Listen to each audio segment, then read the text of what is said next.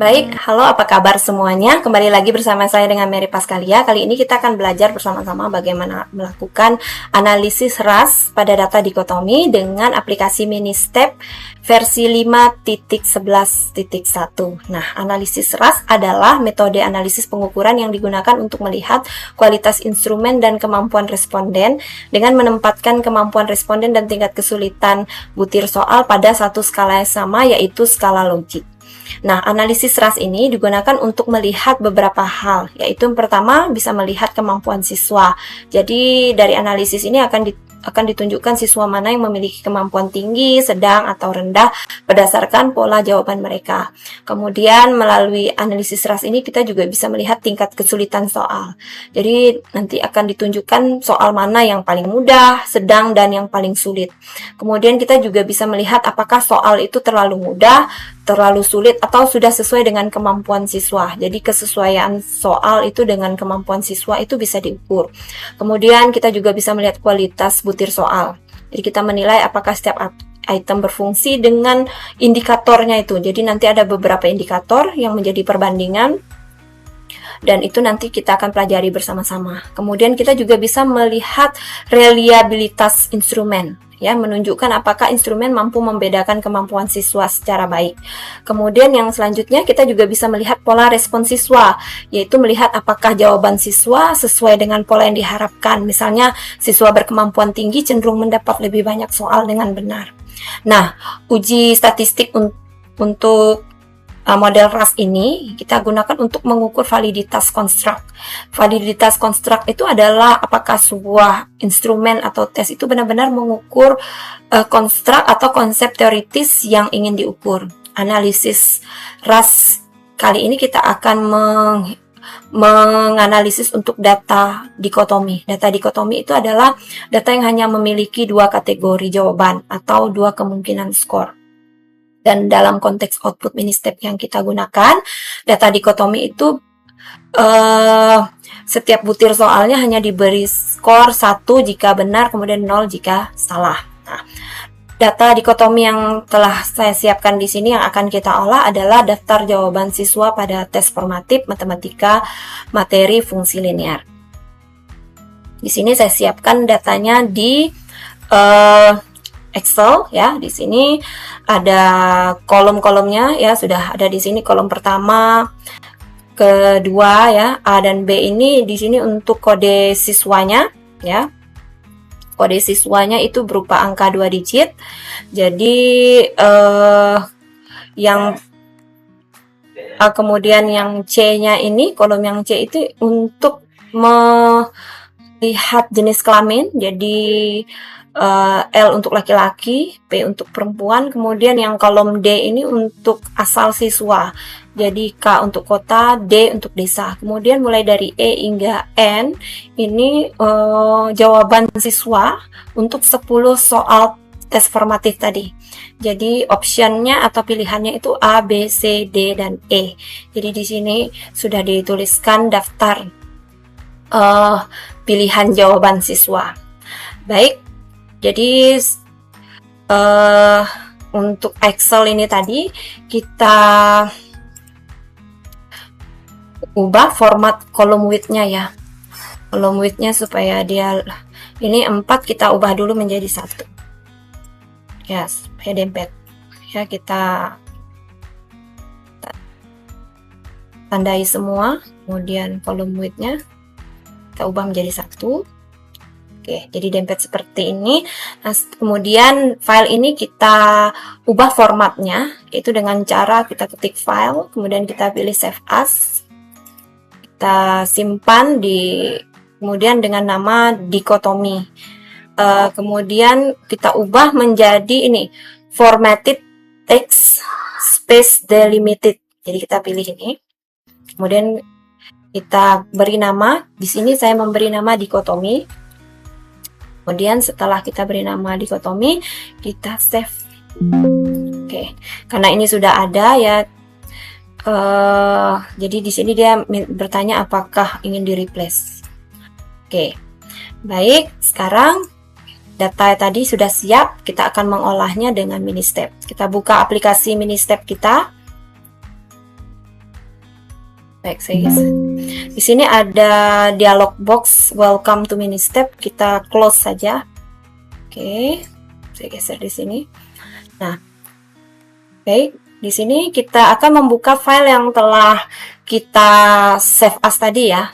File Excel yang telah kita save as dengan format PRN tadi.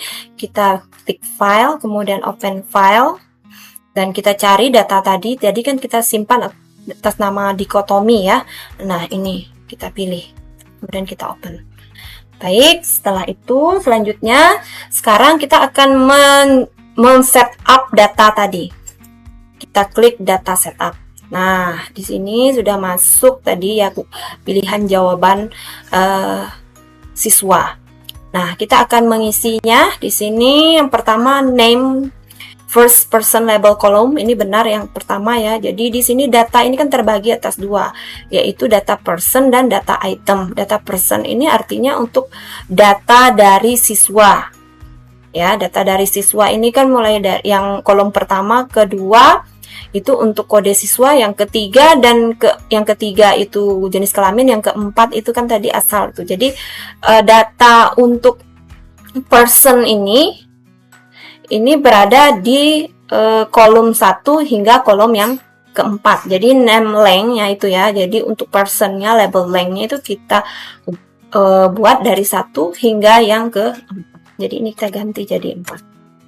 Oke, sekarang yang bagian yang kedua yaitu item. Item inilah kunci jawaban tadi ya, jawaban dari siswa. Itu kan mulai dari kolom yang kelima hingga kolom yang ke-14. Jadi item first item kolom ini kita ganti menjadi mulai dari 5 ya, karena pilihan jawaban siswa kan mulai dari kolom 5. Kemudian number of item. Jadi number of item ini maksudnya adalah jumlah dari pertanyaan atau soal.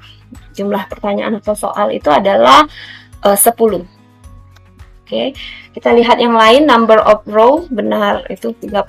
Number of data kolom ada 14. Oke, ini sudah benar. Kemudian sekarang kita scan data for codes. Jadi dia melihat data ini terscan dan di sini kodenya valid yaitu A, B, C, D, E. Jadi kunci jawabannya siswa ini terdiri dari abjad dari A, B, C, D, E. Kemudian sekarang kita akan mengubah item labels. Kita ketik tombol ini, item labels.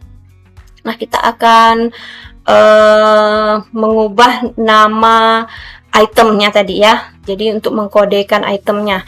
Jadi di sini saya akan menggunakan P1 untuk soal yang pertama.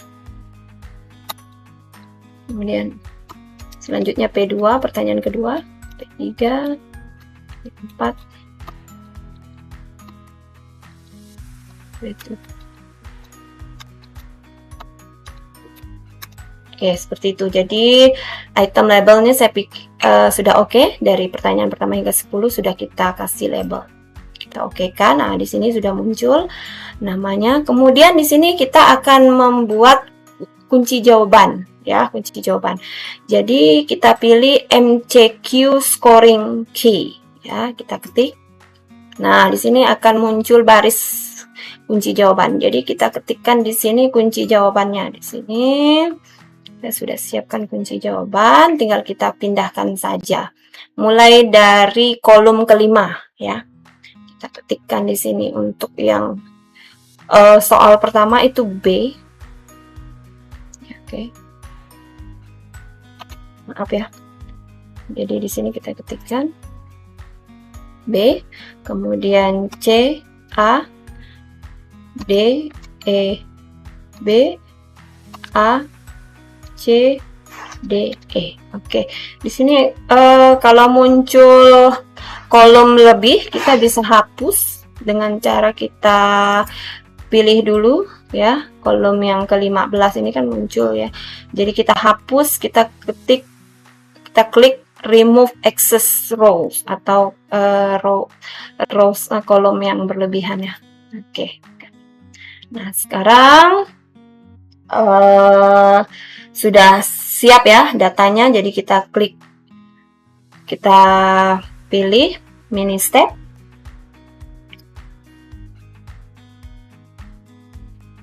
Kita pilih mini step. Nah, kita pilih save control with data file and exit to mini step analysis. Oke, kita sudah selesai ini tadi. Kita akan menyimpan data ini tadi ya. Nah, kita ubah data tadi, dikotomi tadi, dengan format teks, txt. Nah, seperti ini. Jadi namanya tetap sama, tapi kita ganti formatnya menjadi txt. Oke, kita save. Oke. Nah, di sini akan muncul dialogs. Save control and data file to. Oke, kita kemudian ditanya analyze this control file. Kita klik yes. Oke. Nah, baik. Jadi muncul Windows baru. Nah, di sini datanya kita klik enter 2 kali, ya. Oke, sekarang mini step-nya mengolah data yang telah kita input tadi. Nah, sekarang kita akan melihat bagaimana hasil analisis ya dengan menggunakan mini step ini ya. Data yang tadi telah kita input dan bagaimana hasil analisisnya. Nah, untuk tadi kan udah ada beberapa poin-poin penting yang bisa dilihat dari analisis RAS itu. Jadi kita mau lihat seperti apa, bagaimana caranya untuk melihat outputnya. Jadi kita pilih output tables. Yang pertama kita mau melihat variabel write maps ya. Kita klik. Oke, akan muncul di sini outputnya, yaitu dalam bentuk notepad ya. Kalau di laptop saya ini muncul dalam bentuk notepad. Jadi kita bisa melihat di sini. Nah di sini akan muncul bagaimana ya posisi kemampuan siswa ya. Jadi variabel write maps ini akan menunjukkan bagi kita bagaimana posisi kemampuan siswa, tingkat kesulitan butir, serta apakah soal sudah sesuai dengan kemampuan responden. Nah, pada bagian kiri ya, pada bagian kiri yang di sebelah sini itu kan menunjukkan person ya. Di sini ada tulisannya person atau responden. Nah, semakin ke atas kemampuan responden itu semakin tinggi.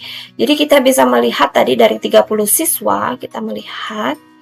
Jadi yang kemampuannya paling tinggi adalah person nomor dengan kode 01. Dilanjutkan dengan 02, 21 dan 25 dan selanjutnya. Nah, yang makin ke bawah ini berarti kemampuannya makin rendah. Yaitu di sini kita lihat yaitu untuk kode 20 dan 30. Oke. Nah, kalau yang bagian kanan ini menunjukkan item atau butir soal. Jadi semakin ke atas, maka soalnya itu semakin sulit. Semakin ke bawah, soal semakin mudah. Sebagian besar responden berada pada posisi di atas 0 logit. Jadi kita mau lihat di sini, logitnya ini, kelihatan di sini. Nah, kita bisa melihat kalau yang di sebelah kanan ini kan soalnya makin ke atas itu semakin sulit. Kita mau lihat soal apa yang paling sulit. Ternyata soal yang paling sulit yaitu pertanyaan yang nomor 1, P1. Jadi pertanyaan nomor 1 itu yang paling sulit. Nah, kemudian yang selanjutnya P10, P2, P6, P3, P dan seterusnya gitu ya, itu tingkatannya. Nah, kalau kita lihat dari sini ya, sebagian besar responden itu berada pada posisi di atas 0. Jadi ini logitnya 0, jadi rata-rata di atas 0. Bahkan banyak yang berada di sekitar 1, jadi 1 di sini. Nah, ini kita lihat nih personnya rata-rata tuh di sekitar logit 1. Nah, sampai ke logit 2 ya. Di logit 2 juga nih ada beberapa di sini. Nah, berdasarkan hasil right map, diketahui bahwa kemampuan responden secara umum berada di atas tingkat kesulitan butir soal. Jadi batasnya ini kan logit 0 ini. Jadi kalau ada di atas logit 0 berarti kemampuan siswanya atau peserta atau responden itu di atas tingkat soalnya itu. Hal ini menunjukkan bahwa instrumen cenderung mudah bagi responden. Butir P1 merupakan butir yang paling sulit ya. Kita lihat di sini tadi butir P1 ini butir yang paling sulit, sedangkan P8 dan P9 merupakan butir yang paling mudah. Ini kita lihat di sini. P8 dan P9 paling mudah, sebagian besar item berada di bawah rata-rata kemampuan responden. Jadi rata-rata kemampuan responden kan di sini di logit 1, sedangkan pertanyaan-pertanyaan itu rata-rata di bawah ini semua. Nah, sehingga instrumen belum sepenuhnya mampu membedakan responden dengan kemampuan tinggi. Ya, oleh karena itu diperlukan penambahan atau revisi butir dengan tingkat kesulitan yang lebih tinggi agar instrumen lebih seimbang dan mampu mengukur kemampuan peserta secara lebih optimal. Nah, ini jadi kemampuan personnya ini jauh di atas item-itemnya itu. Ya, itu jadi seperti itu. Ini maksud dari variable right maps ini.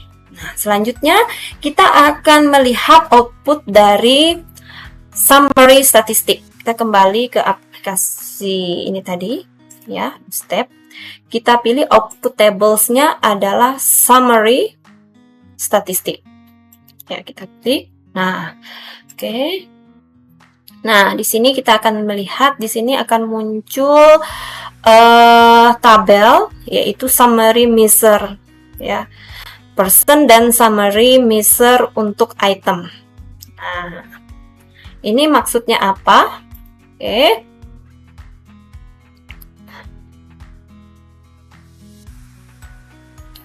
Nah, summary statistik di sini akan kelihatan di sini bahwa rata-rata skor siswa adalah 7,5. Nah, jadi kita lihat di sini ya. Di bagian yang di sini rata-rata kemampuan summary 30 ya, Mister ya, personnya 30 orang ini rata-ratanya atau min-nya itu 7,5. Kemudian dari total 10 soal ya.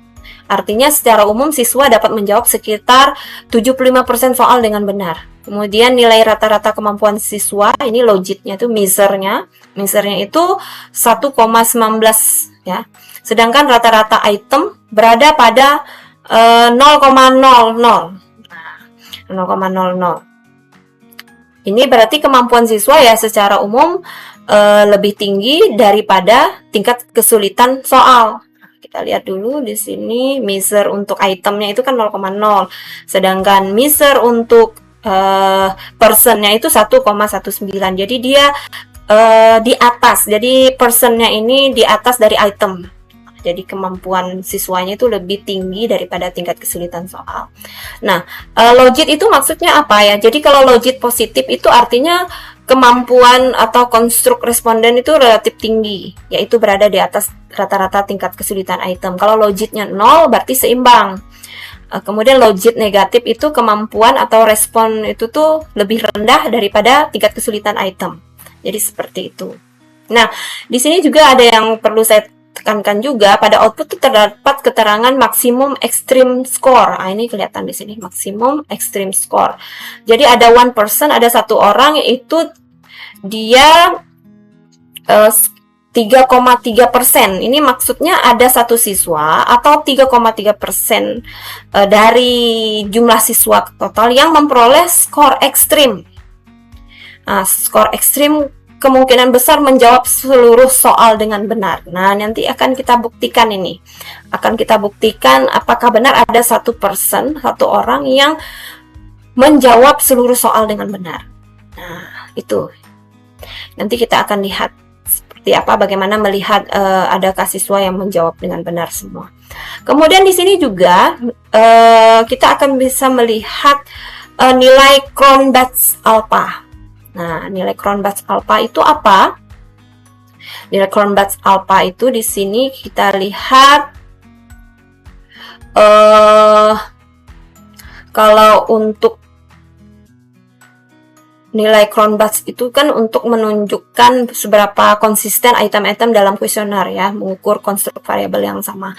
Kita akan melihat di sini nilai Cronbach's alpha-nya adalah persen, yaitu sebesar 0,00. Nah, Cronbach's alpha itu menunjukkan bahwa reliabilitas tes berdasarkan SCORM itu sangat rendah. Jadi standar Cronbach's alpha itu kita lihat kalau di bawah 0,5 itu buruk ya, atau sangat rendah sekali. Jadi apa ya, menunjukkan bahwa reliabilitas tes itu sangat buruk atau sangat rendah.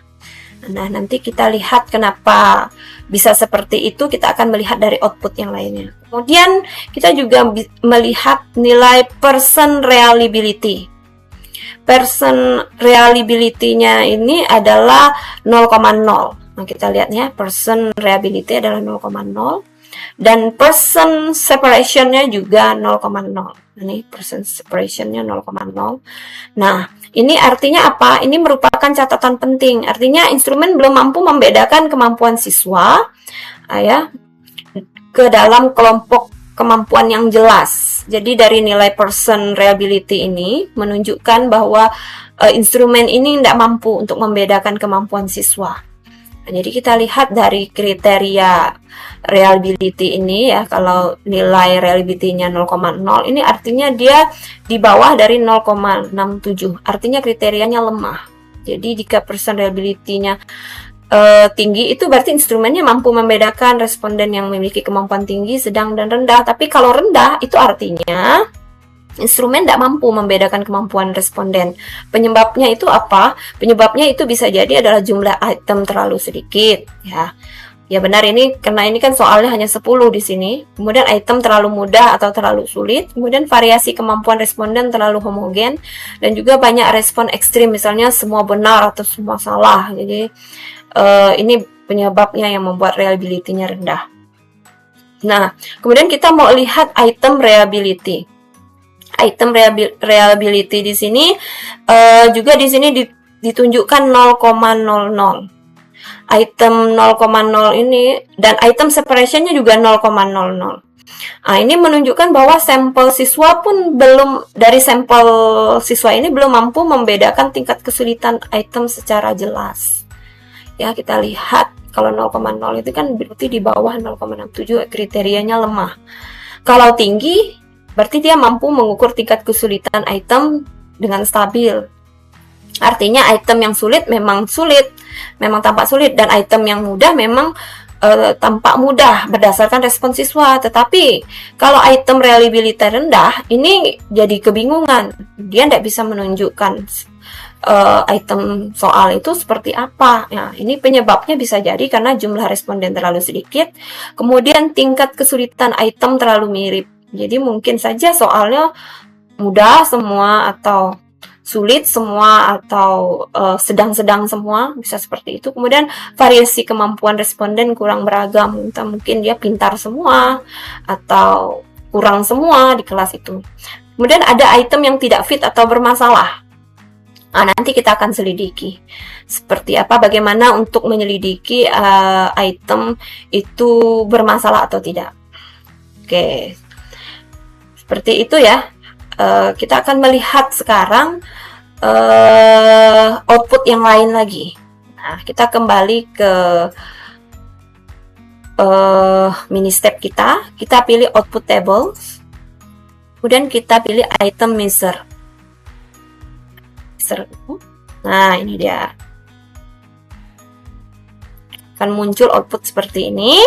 Nah, di sini ada item statistic measure order. Jadi di sini seperti yang sudah lihat dari judulnya, berarti di sini secara measure-nya itu sudah di order. Artinya urutan item measure berarti urutan tingkat kesulitan butir soal berdasarkan analisis RAS. Jadi ini sudah tersusun ya. Nah, jadi pada tabel tertulis item statistic measure order, artinya mini step mengurutkan item dari nilai measure atau logit tertinggi ke terendah. Jadi yang di atas ini logitnya tertinggi ya, mulai dari 0,44 sehingga yang ke bawah ini yang logitnya negatif ya. min 0,29. Jadi seperti itu. Dalam RAS semakin tinggi logitnya, nilai item measure-nya, maka semakin sulit soal tersebut. Jadi artinya ini semakin ke atas ini soalnya tuh semakin sulit. Jadi kita lihat di sini kan total count-nya itu kan 30 ya. Jadi 30, tapi di sini total skornya 20. Nah, jadi di situ. Nah, kalau yang di bawah ini dari total count-nya 30, di sini yang benarnya 24. Jadi seperti itu. Jadi di sini kita bisa melihat kalau soal yang pertama itu yang menjawab benar itu hanya 20 siswa maksudnya ya.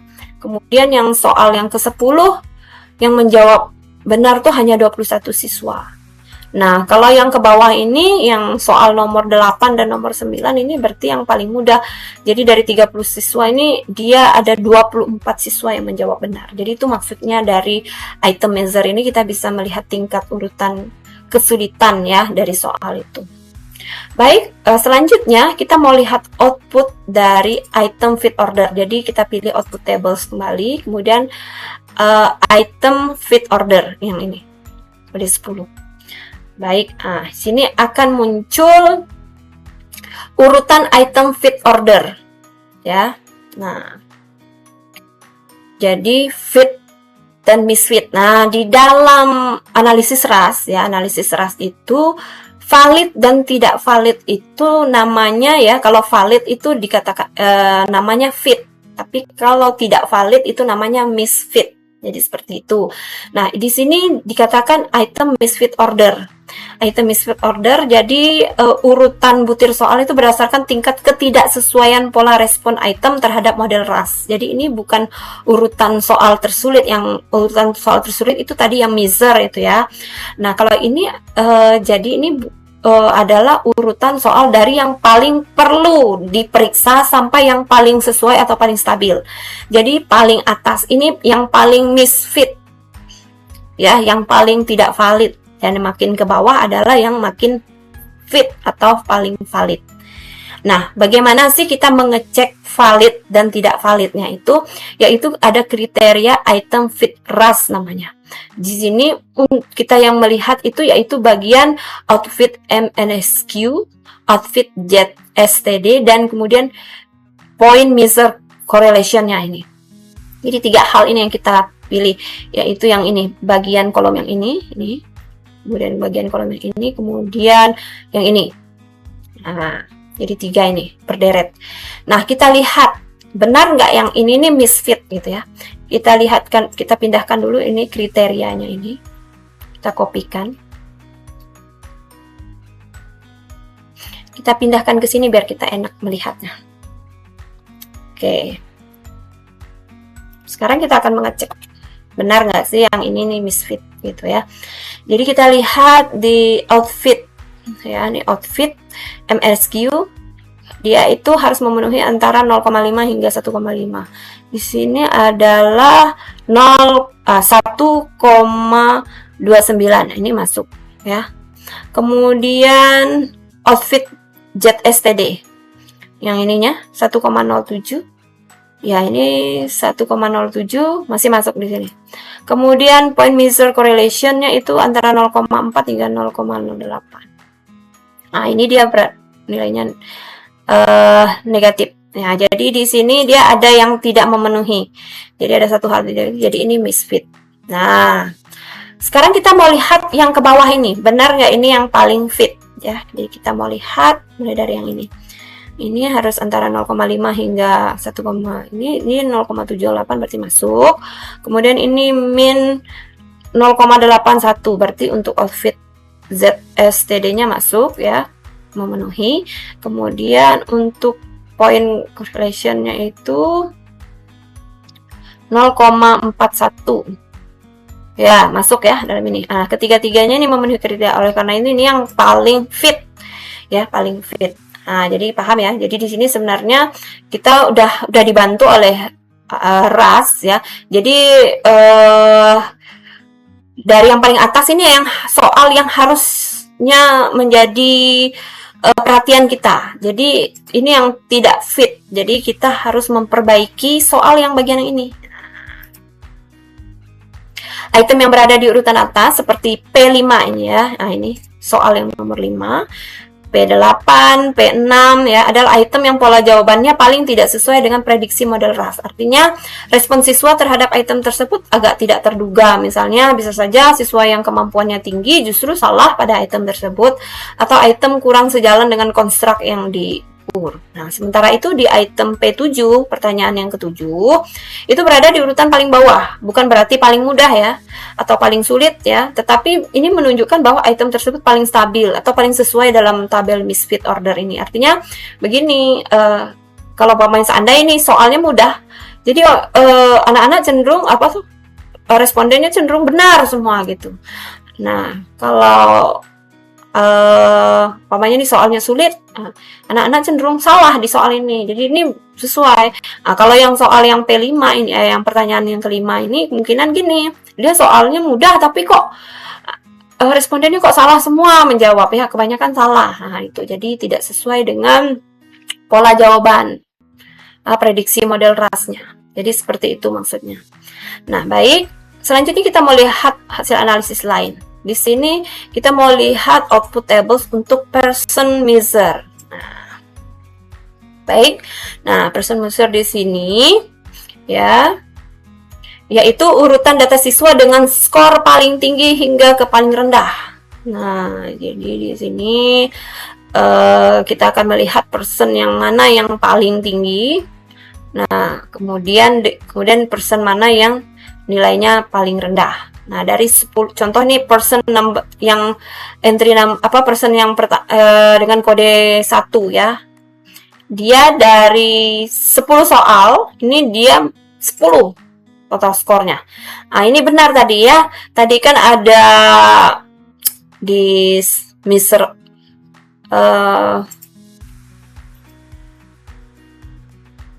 itu tadi kan dikatakan ada ekstrim ya, yang 3,3% itu. Nah, dicurigai itu tadi kan bahwa ada siswa yang kemungkinan kok ekstrim sekali nilainya gitu ya. Jadi benar sini terbukti bahwa ada satu orang ya dengan kode siswa nomor 1 di sini dia skornya memang 10 dari 10 soal. Tuh. Kemudian yang person yang kedua sampai person yang kode 25 ini, ini dia mendapatkan nilai 9 dari 10 soal. Nah, yang ke bawah, kita melihat yang ke bawah ini yang 20 dengan 30 ini hanya betul 6 dari 10 soal. Jadi seperti itu ya. Ini gampang lah untuk kita memahami ya output ini.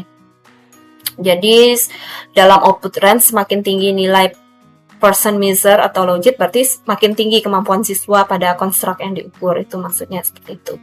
Nah, lanjut kita akan melihat output yang lain. Kita pilih output tables, kemudian person fit order kita mau lihat.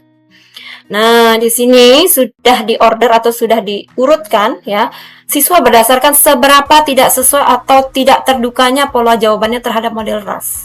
Jadi siswa yang berada di bagian atas adalah siswa yang pola jawabannya paling misfit atau paling tidak sesuai dibandingkan dengan pola respon yang diharapkan model. Nah, kriteria person fit RAS itu sama seperti tadi ya, item fit RAS itu sama, yaitu outfitnya seperti ini ya tadi. Kemudian outfit MSQ-nya sekian, antara 0,5 hingga 1,5, kemudian outfit ZSTD-nya antara min 2,0 hingga 2 dan seterusnya. Jadi seperti ini sama seperti tadi. Jadi tapi di sini kita tidak perlu ngecek lagi karena di sini sudah diurutkan. Dari yang paling atas ini adalah yang paling misfit. Jadi person ini anak dengan kode 21 ini pola jawabannya aneh gitu ya. Jadi contohnya siswa kode 21 ini memiliki skor tinggi. Dia dapat 9 dari 10 soal. tetapi berada pada urutan pertama misfit. Nah, ini berarti siswa tersebut bukan berkemampuan rendah, melainkan memiliki pola jawaban yang tidak biasa. Bisa jadi siswa tersebut salah pada soal yang sebenarnya mudah atau menjawab benar pada soal yang relatif sulit. Nah, mengapa siswa berkemampuan tinggi bisa masuk urutan misfit? Nah, karena RAS tidak hanya melihat jumlah benar, tapi juga pola jawaban. Person fit yang misfit bisa terjadi karena siswa kurang teliti, siswa hanya menebak-nebak, siswa salah membaca soal, ada soal yang membingungkan juga bisa jadi, ada kemungkinan kunci jawaban atau item perlu diperiksa. Kemudian siswa menguasai sebagian materi tapi lemah pada bagian tertentu. Jadi bisa jadi seperti itu. Nah di sini yang paling bagus polanya justru si person nomor 4 ini. Di sini dia ya termasuk ya urutan yang ke-7 ya. Dia dapat 7 dari 10 soalnya. Jadi lumayan lah sebenarnya, sedang-sedang saja. Tapi dialah yang paling fit di antara semua teman-temannya yang lain. Jadi seperti itu. Oke, selanjutnya kita akan melihat dari misfit tadi ya. Kenapa sih bisa misfit ya? Pokoknya siswa dengan nomor 20 dengan kode 21 ini kenapa bisa misfit? Nah, kita mau lihat itu melalui output ini namanya scalograms. Kita output tables, kemudian kita pilih scalogram. Nah, di sini akan kelihatan. Nah, skalogram ini kan menunjukkan pola jawaban siswa terhadap item soal yang sudah diurutkan berdasarkan model RAS. Saya geser ke tengah sedikit. Oke. Nah, pada output ini ya, skalogram digunakan untuk melihat apakah pola jawaban siswa sudah mengikuti pola yang diharapkan. Siswa berkemampuan tinggi cenderung menjawab benar lebih banyak ya, seharusnya seperti itu terutama pada item mudah, sedangkan siswa berkemampuan rendah cenderung lebih banyak salah pada item sulit. Seharusnya seperti itu ya normalnya. Nah, kalau kita melihat seperti ini, dari yang sebelah kiri ini siswa diurutkan dari kemampuan tertinggi ya ke terendah. Jadi yang sebelah kiri ini dari kemampuan yang tertinggi hingga kemampuan terendah. Itu ya. Jadi seperti itu. Jadi 01 LK ini ya, laki-laki kemudian dari kota, berada paling atas karena menjawab semua soal benar. Ini yang dapat 10 ini tadi ya. Kita lihat di sini. Ini kan makna angka 1 ini untuk jawaban benar, kemudian 0 ini salah. Jadi seperti itu. Kemudian 02, 21, 25 itu berada setelahnya karena memiliki skor tinggi juga. Jadi urutan yang keduanya itu si 2. Ini ada salah satu ini. Ya, ada salah satu. Kemudian yang ke-21 ini juga ada salah satu. 25 juga ada salah satu. Nah, kalau yang 20, 30 ini berada di bawah karena memiliki skor paling rendah ya, paling rendah.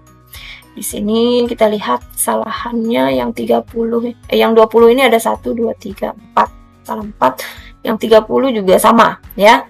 Jadi ada 4. Nah, pada bagian atas ya, item diurutkan dari soal paling mudah. Jadi yang ini nih, ini urutan soal dari yang paling mudah ke paling sulit. Jadi 8 ini yang paling mudah, 9 mengikuti 9, 3, 4 dan selanjutnya. Jadi seperti itu. Ya, ini ada satu di atas, ini maksudnya nih yang ke-10 ya, soal yang ke-10. Nah, makna angka 1 dan 2 tadi ya, salah dan benar. Kemudian nah, skalogram itu membantu melihat pola respon yang wajar dan tidak wajar. Nah, pola yang wajar misalnya siswa berkemampuan tinggi menjawab benar item mudah dan sebagian besar item sulit. Nah, pola yang kurang wajar misalnya siswa berkemampuan tinggi salah pada item yang mudah atau siswa berkemampuan rendah benar pada item yang sangat sulit. Kita mau lihat output yang sebelumnya tadi, yaitu untuk person misfit order. Kita mau lihat di sini. Di sini kan ada nih person yang kode 21. Kenapa dia yang paling misfit? Kita mau lihat di skalogram ini. Kita mau lihat jawabannya dia. Kita mau lihat 21 ini. Nah, di sini kelihatan ini. Kenapa dia misfit? Di sini kan yang nomor 8 ini kan soal yang paling mudah. Ternyata malah dia salah. Nah, inilah dia kenapa dia dikatakan misfit. Kemudian kita lihat lagi setelah person yang 21, ini ada person yang 13. Kita mau lihat kenapa dia misfit. Kita lihat di sini benar nih. Malah di soal-soal yang mudah dia salah, tetapi di soal yang sulit dia benar gitu ya. Jadi pola ini tidak wajar ya dalam analisis ras. Nah, inilah maksudnya dari skalogram, kita bisa melihat bagaimana suatu pola wajar atau tidak wajarnya. Nah, kesimpulan kita berdasarkan hasil analisis kita pada video kali ini yaitu keseluruhan hasil analisis ras menggunakan mini-step diketahui bahwa tes formatif matematika materi fungsi linear terdiri atas 30 siswa dan 10 butir soal dikotomi. Hasil analisis menunjukkan bahwa kemampuan siswa secara umum berada di atas tingkat kesulitan item. Jadi siswanya itu lebih pintar dari soal-soalnya itu sebenarnya. Dengan rata-rata personnya itu tadi positif yaitu 1,19. Dan rata-rata item misernya itu 0,00.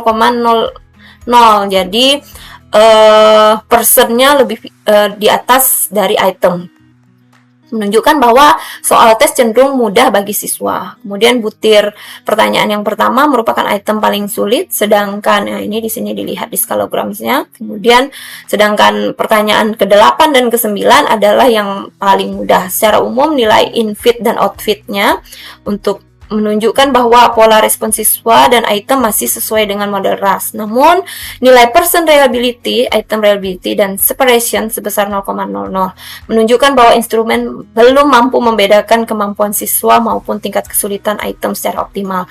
Oleh karena itu, instrumen yang ini tadi harus direvisi, ya, dengan menambahkan soal yang lebih bervariasi. Jadi, kemungkinan tingkat kesulitannya ini masih seragam. Jadi perlu meninjau kembali item yang memiliki itu tadi ya, misfitnya itu tadi rendah ya atau negatif. Jadi harus diperbaiki atau direvisi. Baik, demikian pembahasan kita tentang bagaimana melakukan analisis ras dengan mini step. Semoga pembahasan kita ini bermanfaat dan selamat mencoba bagi kita semua. Terima kasih untuk perhatian kita.